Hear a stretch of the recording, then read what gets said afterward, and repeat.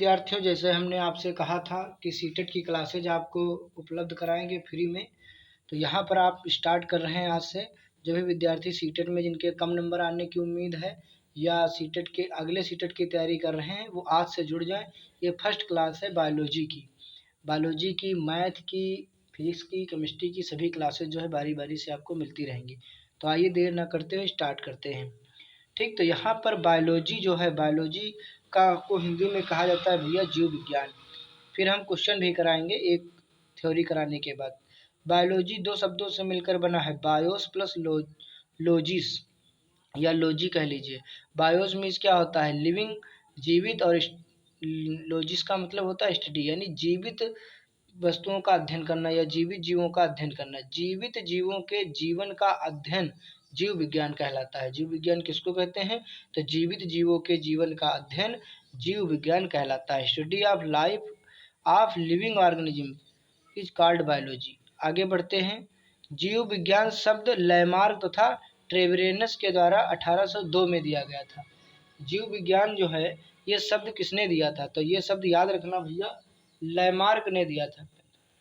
जीव विज्ञान शब्द किसने दिया था, तो लैमार्क जी ने दिया था। और ट्रेवेरेनस जो है यहाँ पर इनके द्वारा 1802 ईस्वी में दिया गया था, 1802 ईस्वी में।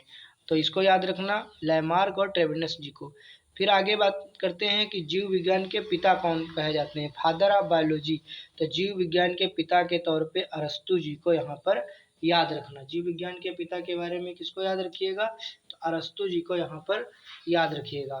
ठीक, आगे यहाँ बढ़ते हैं। तो जीव विज्ञान जो है दो भागों में बटी हुई है। एक आपकी हो गई जंतु विज्ञान और एक हो गई पादप विज्ञान या वनस्पति विज्ञान इसको कह सकते हैं। जंतु विज्ञान को प्राणी विज्ञान भी कह सकते हैं और पादप विज्ञान को वनस्पति विज्ञान कह सकते हैं हम लोग। तो यहाँ पर जो है जंतु विज्ञान के अंतर्गत हम लोग जंतुओं का अध्ययन यहाँ पढ़ेंगे। जंतु विज्ञान के पिता स्टडी ऑफ एनिमल्स, और पादप विज्ञान में हम लोग पेड़ पौधों का, पादपों का अध्ययन, स्टडी ऑफ प्लांट्स के बारे में पढ़ेंगे। तो सबसे पहले जंतु विज्ञान। तो जंतु विज्ञान के पिता कौन है, अरस्तु। जंतु विज्ञान के पिता भी अरस्तु हैं और जीव विज्ञान के पिता भी अरस्तु हैं। ठीक, क्योंकि जीव विज्ञान का मतलब जंतु विज्ञान, तो इसके भी अरस्तु हैं। पुस्तक इन्होंने कौन लिखी है अरस्तु जी ने, तो हिस्टोरिया एनिमेलिया, इसको याद रखिएगा, हिस्टोरिया एनिमेलियम जो है इन्होंने लिखी है। 500 स्पीसीज के बारे में, 500 जो है जंतुओं के बारे में, प्रजातियों के बारे में इसमें इस बुक में बताया गया है, तो इसको याद रखिएगा। वनस्पति विज्ञान के जो पिता हैं वो थियोफ्रेस्टस हैं, थियोफ्रेस्टस हैं, इसको भी याद रखिएगा वनस्पति विज्ञान के। इनकी पुस्तक का नाम है हिस्टोरिया प्लांटेरम, क्योंकि प्लांट से संबंधित है ये। इधर पादप विज्ञान इसलिए प्लांटेरम है, ये एनिमल से संबंधित है, इसको याद रखना। तो हिस्टोरिया एनिमेलियम है, इधर हिस्टोरिया प्लांटेरम है, तो सेम है, इसमें भी 500 जातियों के बारे में बताया गया है। और ये जंतु विज्ञान के अरस्तु हैं, तो इस अरस्तु ने इस किताब को लिखा। ये थियोफ्रेस्टस वनस्पति विज्ञान के हैं, तो इन्होंने हिस्टोरिया प्लांटेरम यहाँ पे लिखा हुआ है। आइए बढ़ते हैं, जीवधारियों की विशेषताओं को देखते हैं। तो जीवधारियों की विशेषताएं देखते हैं, कैरेक्टरिस्टिक्स ऑफ ऑर्गेनिज्म। तो यहाँ पर कोशिकी संगठन, सबसे पहले कोशिका से स्टार्ट होता है, तो कोशिकी संगठन पढ़ेंगे। तो सभी सजीव प्राणियों का एक निश्चित कोशिकी संगठन होता है। जितने भी सजीव प्राणी होते हैं उनका एक निश्चित कोशिकी संगठन होता है। All living organism having a fixed cellular organism, मतलब जितने भी सजीव प्राणी होते हैं जिनमें जीवन होता है उनकी एक निश्चित कोशिकीय संगठन होता है। साथ में बताते चलें, ये सीटेड पेपर 2 के लिए है। ठीक, सीटेड पेपर 2 के लिए है। और 2 में क्या होता है, मैथ और साइंस आएगी 60 नंबर की, जिसमें साइंस के 30 क्वेश्चन आएंगे। ठीक, जिसमें फिजिक्स से आएंगे 5 से 6 क्वेश्चन, केमिस्ट्री के 5 से 6 क्वेश्चन, बायो के 6 से 8 क्वेश्चन यहाँ पे पूछे जाएंगे, और पेडागोजी से 10 नंबर पूछे जाएंगे। टोटल 30 नंबर हो जाएंगे। ठीक, आइए हम लोग पढ़ते हैं कोशिका के बारे में। तो कोशिका क्या होती है, जीवन की कार्यात्मक एवं संरचनात्मक इकाई कोशिका कहलाती है। The functional and structural unit of life is called cell. मतलब जीवन की कार्यात्मक, फंक्शनल और संरचनात्मक, स्ट्रक्चरल यूनिट जो होती है वो कोशिका कहलाती है। सबसे छोटी जो होती है, शरीर की शुरुआत कोशिका से ही होती है। हम लोग आगे पढ़ेंगे, संपूर्ण शरीर यहाँ पे देखेंगे, संपूर्ण शरीर, कंप्लीट बॉडी। तो सबसे पहले यहाँ से स्टार्ट करेंगे कोशिका से। कोशिका जब एक समान कोशिकाएं मिलती हैं, एक समान कोशिकाओं का समूह मिलता है, तो ऊतक का निर्माण होता है, टिश्यू का। और जब एक समान ऊतक मिलते हैं तो अंग बनते हैं, और जब एक समान अंग मिलते हैं तो तंत्र बनाते हैं, सिस्टम बनाते हैं, जैसे उत्सर्जन तंत्र, ठीक, श्वसन तंत्र, परिवहन तंत्र, इस तरीके से। फिर जब एक समान तंत्र मिलते हैं तब कंप्लीट बॉडी यानी संपूर्ण शरीर बनता है यहाँ पर।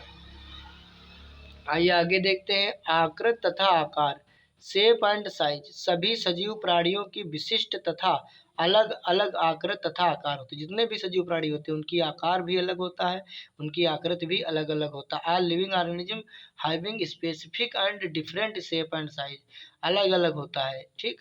उपापचय की प्रक्रिया होती है जीवों में, मेटाबॉलिज्म, सजीव की कोशिका में होने वाली संपूर्ण जैव रासायनिक प्रक्रियाओं का उपापचय कहा जाता है। उपापचय का मतलब शरीर के अंदर क्या होता है, कोशिका में जितनी भी जैव रासायनिक प्रक्रिया होती है, ठीक, उसको हम लोग कहते हैं उपापचय। All the biochemical process which takes place in the cell of a living organism is called metabolism. आगे देखते हैं। उपापचय को हम लोग दो भागों में बांटते हैं, एक अपचय, एक उपचय। अपचय को हम लोग कैटाबॉलिज्म बोलते हैं और उपचय को एनाबॉलिज्म बोलते हैं।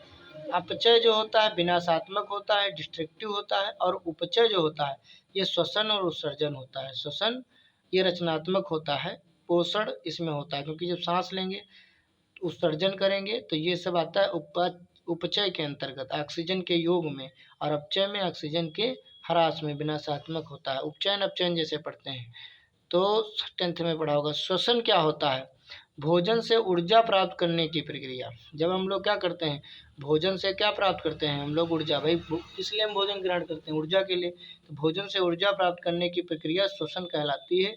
सभी सजीव प्राणियों में श्वसन की प्रक्रिया पाई जाती है। जितने भी सजीव प्राणी होते हैं वो सब सांस लेते हैं।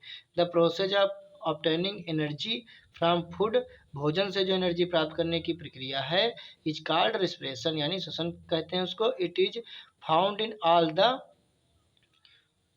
लिविंग ऑर्गेनिज्म, जितने भी जीवित जानवर हैं उनमें सब में, या जीवित जीव हैं सब में जो है क्या होती है, रेस्पिरेशन की प्रक्रिया होती है। आगे हम देखते हैं। भौतिक प्रक्रिया होती है, रासायनिक प्रक्रिया, फिजिकल प्रोसेस।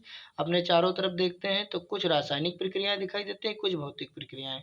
भौतिक प्रक्रिया क्या होती है कि अभिकारक से उत्पाद बन जाता है, उत्पाद से अभिकारक बन जाता है। जबकि रासायनिक प्रक्रिया में क्या होता है, एक नया उत्पाद बनता है, ठीक। नया उत्पाद बनने के बाद पुनः जो है वापस हम लोग अभिकारक नहीं प्राप्त कर सकते हैं, ठीक। देखो रासायनिक अभिक्रिया में क्या होता है, नया उत्पाद बनता है, भौतिक प्रक्रिया में नया उत्पाद नहीं बनता है। रासायनिक प्रक्रिया का उदाहरण है लकड़ी का जलना। जैसे लकड़ी जल जाएगी, लकड़ी जलने के बाद राख बन जाएगी, वुड से असज बन जाएगी, तो क्या राख से पुनः लकड़ी प्राप्त हो जाएगी, नहीं। यह एक अनुत्क्रमणीय प्रक्रिया होती है। भौतिक प्रक्रिया में नया उत्पाद नहीं बनेगा। बर्फ का पिघलना, जैसे बर्फ से पानी बन जाएगा तो पानी से पुनः बर्फ बन जाएगा, यानी ये उत्क्रमणीय प्रक्रिया के अंतर्गत आता है। अब हम लोग यहाँ पे देखेंगे, यहाँ आज की क्लास जो है समाप्त होती है यहीं पर, भौतिक प्रक्रिया और रासायनिक प्रक्रिया। तो आप सभी से मिलते हैं विद्यार्थियों नेक्स्ट वीडियो के साथ, नए लेक्चर के साथ। तब तक के लिए धन्यवाद।